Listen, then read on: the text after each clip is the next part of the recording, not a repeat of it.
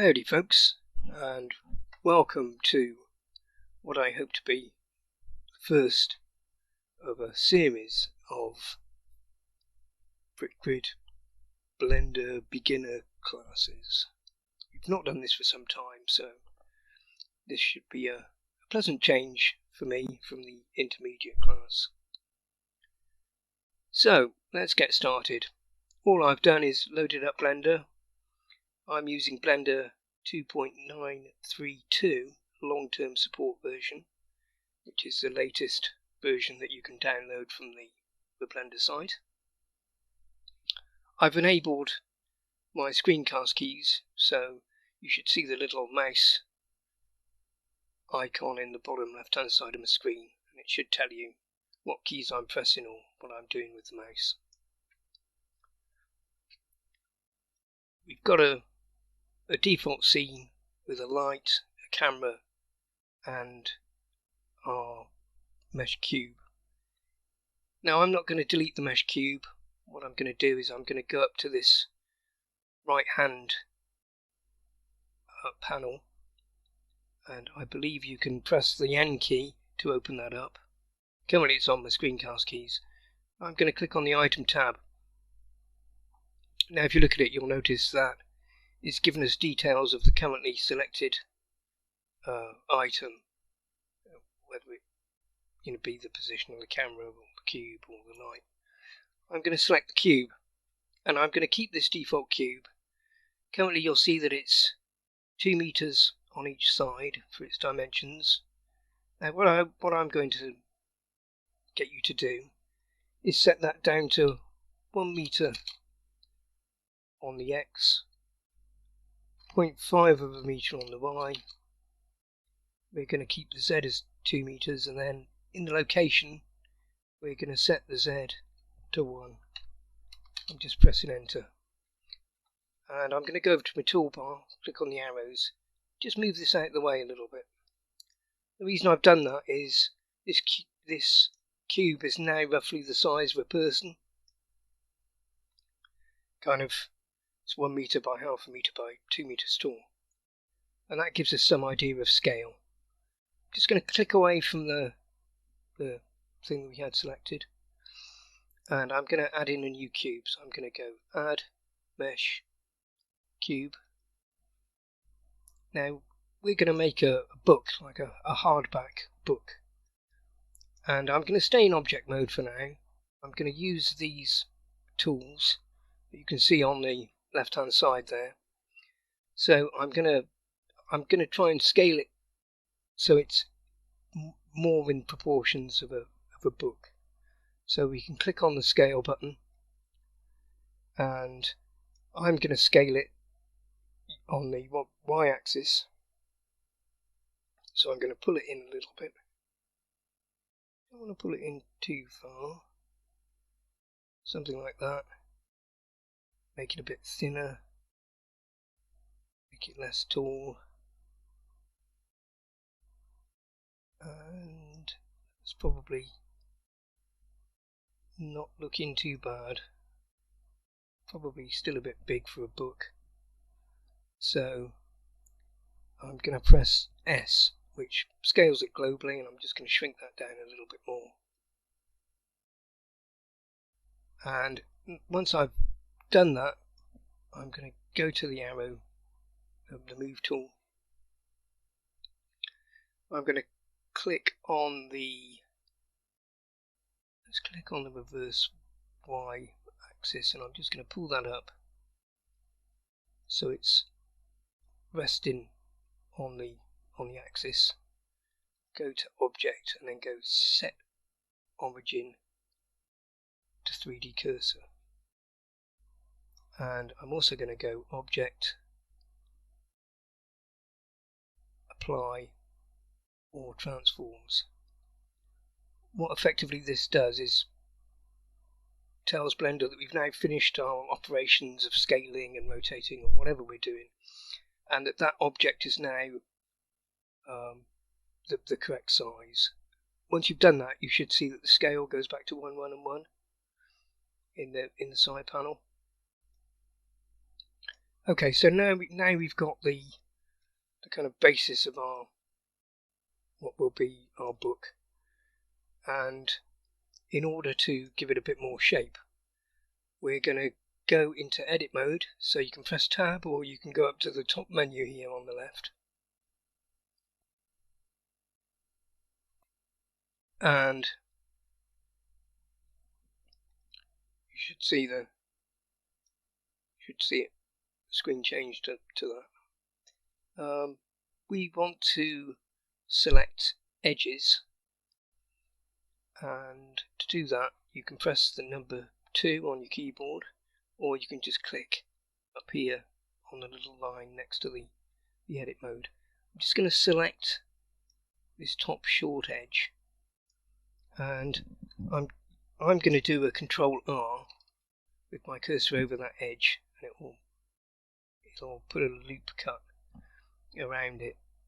You can also do it from the main menu if you don't want to remember the Control R shortcut, in which case you would go up to edge, and then you would come down to loop cut and slide and select it, and then position your pointer over the edge we've got selected. Now these are going to be our pages, so I'm just going to scroll my mouse wheel away from me, and I'm going to set it to 5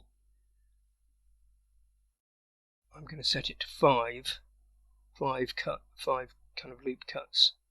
It tells you in the bottom left hand corner of the screen how many you've got set, and then I'm going to press my enter key to accept that a couple of times. There we go.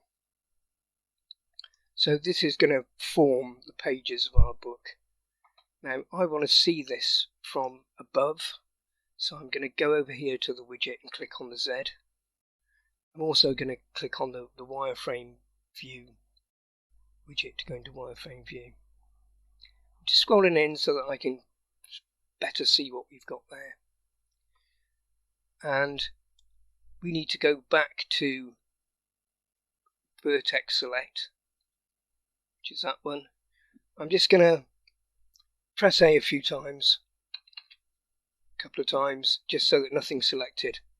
And I want to select this center loop, so I'm going to do B, which is for box select, and I'm just going to press down on my left mouse button, draw around that loop so that it's totally highlighted like that.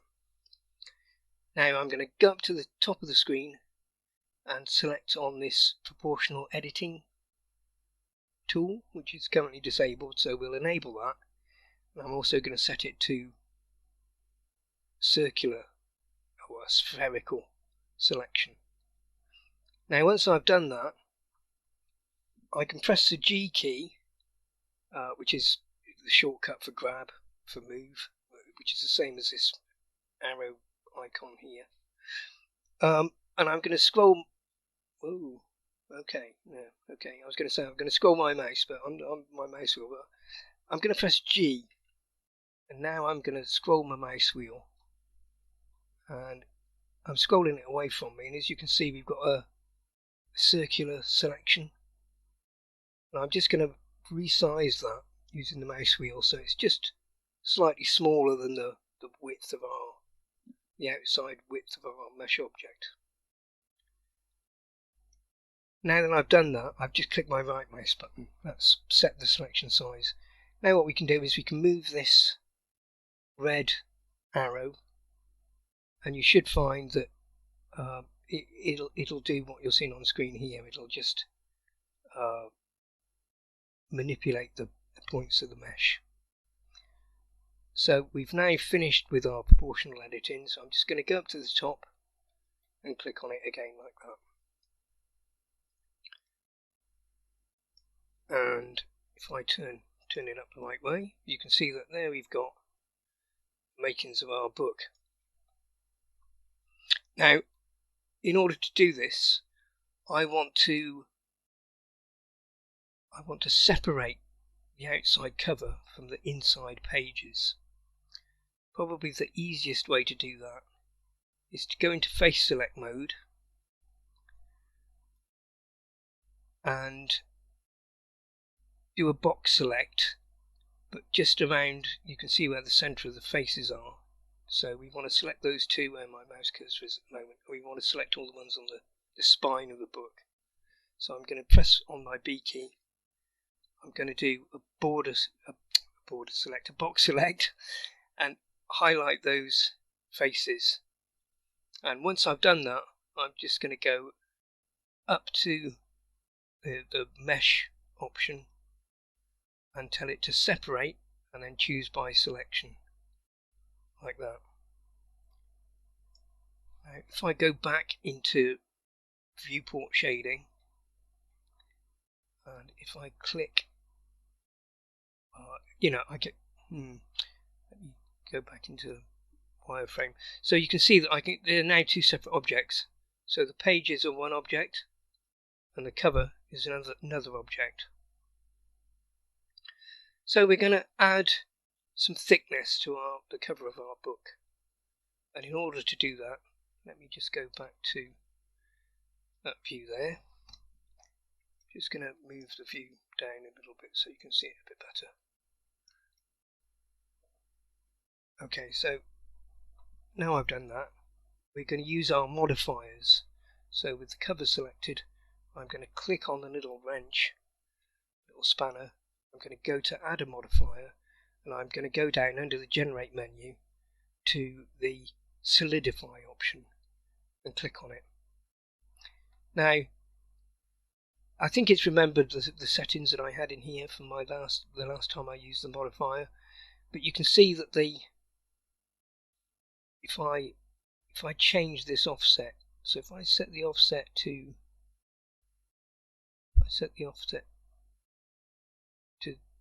1 or to, okay, so setting the offset to 1, I think will, rather than -1, -1 makes the book cover go into the pages, but +1 will expand, make the cover expand outwards rather than inwards. And for thickness, I've got set 0.01, and we can also click on even thickness, and I've got fill selected as well. So essentially that's the thickness bit of our cover done, so we can apply that modifier. And to do that, we can just come over to the modifier stack, click on this little down pointing triangle, select it, and then click on the apply. And once we've done that, the modifier will apply to the mesh, and you'll see that that's disappeared. Now what we want to do is apply another modifier to the cover. We're going to add a bevel modifier, so we're making sure we're still selected on the little wrench icon on the properties panel. Go to add modifier, under the generate menu, select bevel. And if we scroll in and look at the corners of our book, we can see that a setting of one segment doesn't look very good. It's a bit pointy, and I've got an amount of 0.01. I'm just going to set my segments by clicking on it up to 4. Okay, so I've set my segments to 4. I'm happy with the cover of the book. That looks okay to me. So I'm just going to click on the little down triangle, the little drop down triangle, tell it to apply that. So it's applied that now, and we've got a bevel on the outside of our book. Now if I click on the pages, we're going to go to, well, we'll keep in object mode for now. So I'm going to scale it a little bit. I'm going to scale it in the Z direction. So I'm going to click on down here on the scale tool, and I'm just going to click on the blue bit and drag it down just a little bit.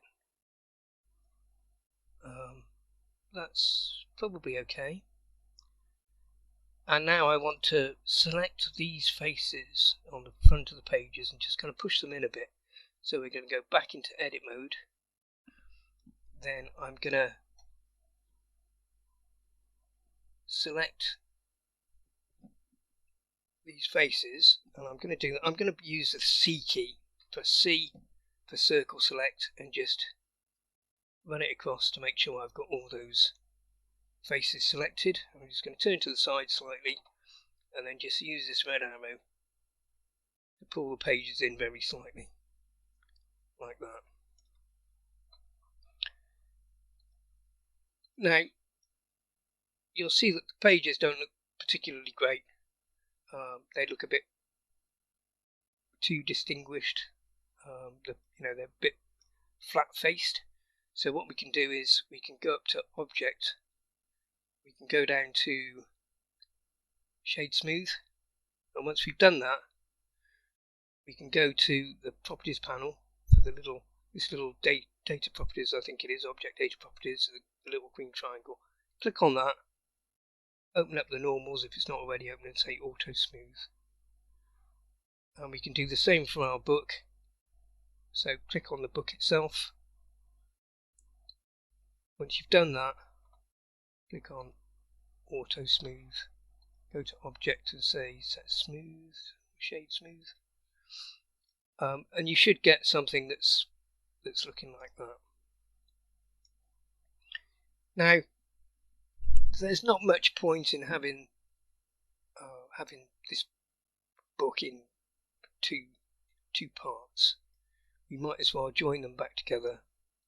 So select the pages, Shift, press down on Shift, select the book, go up to Object, Object menu, and say Join. And hopefully that should join them together into a single mesh.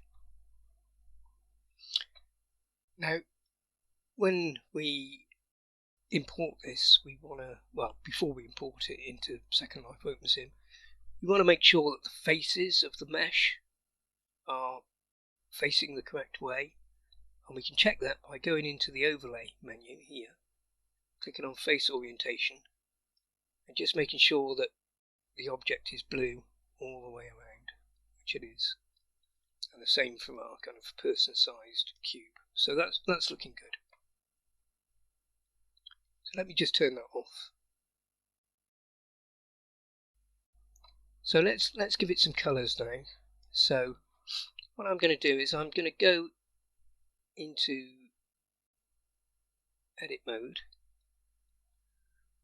I'm going to go to vertex select mode, and I'm just going to click on one of the vertices of the cover, and I'm going to press down on my L key, the letter L, and that is linked selection, so it selects the mesh that is all connected together, and as the pages aren't connected to the cover, they're part of the same mesh, but they're not actually, there's no faces that are joining them to the cover, so it won't the pages, so it won't select the pages, it will only select the cover.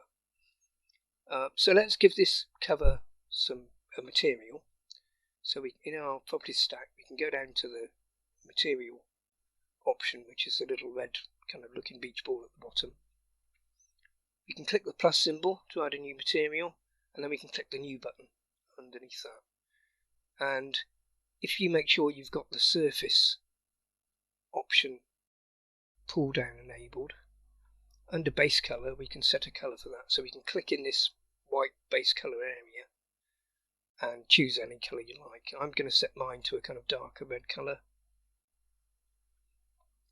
And once we've done that, we can click on the assign button, which I've just done. And you see that you're going to say to me, but hey, that hasn't worked because it hasn't gone red. That's because we need to go up to the top of the screen here, where our viewport shading is, and click on either the viewport shading option or the next one in viewport shading. What's that one? Viewport. Oh, yeah. One's rendered view and one's material preview. So let's do material preview. So you can see we've got, in fact, it's made everything red, but that's fine. Now I want to add in a new material color for the pages. but I want to make sure the pages are selected. So I'm going to go up to the selection menu and say select invert, or select invert, and you should be able to see that the pages have then become selected. So I'm going to go back to my material panel here. I'm going to click on the plus, and I'm going to click on new again, and it's given us a white material. I'm just going to change that so it's a little bit kind of yellowy orange colour, something like that. Just take the brightness down a little bit, and I'm going to say assign on that. And once I've done that, you can see that the pages have now gone to that kind of white colour. And just to make sure that everything's as it should be, I'm going to open this side panel, and you can do that with the N key, or you can just click on the little cursor, the little triangle rather, and check to make sure that the scale is still set to 1, which it is. And yeah, well, we're good. That's how to make a simple book, how to add a material to it. So I hope that that's been helpful. No doubt we will maybe cover importing it into OpenSim or Second Life next week, or week after next rather. So don't forget to save it. So I'm going to save mine. I'm going to do save as, and I've done it many times before, but I'm going to give it a sensible name. I'm going to call it my_red_book. I think I've got a few of those in there now. Dot blend. And I'm going to click on save as. I'm saving it to my desktop. And that's about it, folks. So thank you so much. I will release another super short bonus video that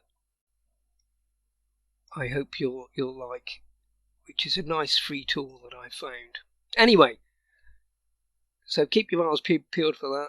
Hopefully that will be on the channel too. Thank you so much for watching. Do please like, subscribe, comment, join the Discord channel. I'll make sure that the link is in the video description. And do take care, and happy blendering until next time. Bye for now.